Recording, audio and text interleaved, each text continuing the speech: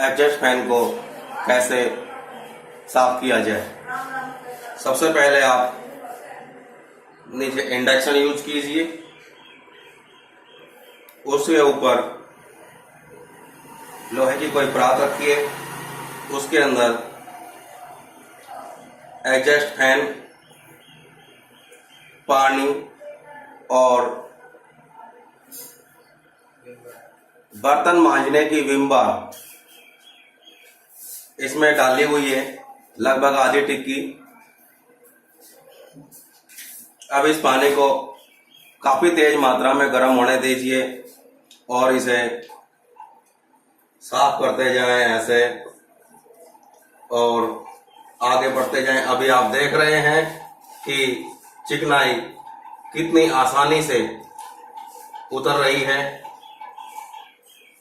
हमारा मकसद है आप लोगों को इस भयानक मुसीबत से छुटकारा दिलाना। कितनी आसानी से ये साफ हो रहा है। इसे आप अपने घर पर भी साफ कर सकते हैं और हमारा एग्जॉस्ट फैन गंदा होने पे भी आप आके प्रैक्टिकल कर सकते हैं। धन्यवाद।